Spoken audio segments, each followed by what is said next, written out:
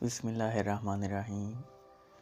نبی کریم صلی اللہ علیہ وآلہ وسلم کا فرمان ہے، آپ فرماتے ہیں کہ شریعت ایک درخت ہے اور جو طریقت ہے وہ اس کے ٹہنیاں ہیں۔ شریعت ایک درخت ہے اور طریقت اس کی ٹہنیاں ہیں، اور معرفت اس کے پتے ہیں اور حقیقت اس کا پھل ہے۔ تو جب درخت ہی نہ ہوگا یعنی شریعت ہی نہ ہوگی تو پھر اس پہ ٹہنیاں اور پتے اور پھل ان کا تو وجود ہی نہیں رہے گا۔ تو اس لیے شریعت وہ بہت زیادہ ضروری ہے۔ اس کے بغیر آپ جو ہے اس درخت کی ٹہنیاں، اس کے پتے، پھر جو حقیقت پھل ہے وہ ہمیں نہیں ملے گا۔ تو شریعت کے ساتھ مخلص ہونا پڑے گا، جس کے لیے آپ صلی اللہ علیہ وآلہ وسلم نے قرآن و سنت کی تلقین کی ہے کہ ہمیں قرآن اور آپ صلی اللہ علیہ وآلہ وسلم کی سنت کے ساتھ مخلص ہونا پڑے گا، ظاہر اور باطن طور پر۔ اپنے جسم اور روح، قلب، مائنڈ جو بھی ہے،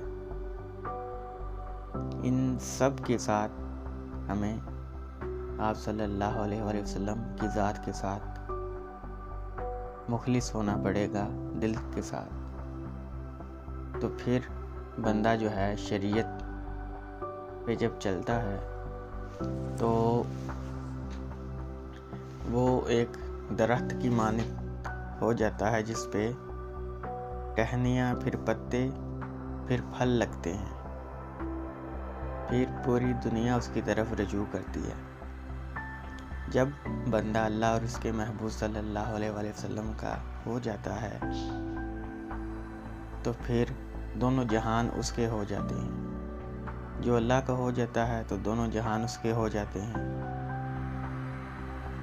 تو بہتر یہی ہے کہ ہم آپ صلی اللہ علیہ وآلہ وسلم کے ساتھ مخلص ہو جائیں، تو اللہ تعالی ہم سب کا حامی و ناصر ہو، جس سے بندہ شریعت اور طریقت، معرفت اور حقیقت کے جو یہ راستے ہیں، یہ جو اس کی منزلیں ہیں، یہ جو اس کے مقام ہیں، یہ وہ گزارتا ہوا حقیقت تک پہنچ جاتا ہے۔ تو اللہ تعالیٰ اس کی مشکل آسان کر دیتا ہے۔ وہ اللہ تعالیٰ کی طرف بڑھتا ہے تو اللہ تعالیٰ اس کے راستے میں جتنے بھی جو پتھر ہیں اس کو ہٹا دیتا ہے، اپنی طرف آنے کے راستے کھول دیتا ہے۔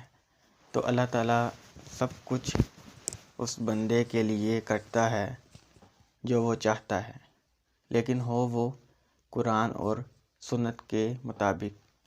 وہ جو بھی سوچے گا وہ پورا ہو جائے گا۔ تو مخلص جو ہے، خالص جس کو کہتے ہیں، ہم چیزیں خالص چاہتے ہیں۔ جب ہم بازار جاتے ہیں، کوئی دہی لینے جاتا ہے، کوئی دودھ لینے جاتا ہے، تو وہ کہتا ہے کہ مجھے خالص دودھ چاہیے، خالص دہی چاہیے۔ تو جب ہم اللہ اور اس کے رسول کی عبادت کرتے ہیں، اس کی اطاعت کے لیے، یا کوئی نماز پڑھنے جاتے ہیں، تو اس میں مخلص پن نہیں ہوتا ہمارا۔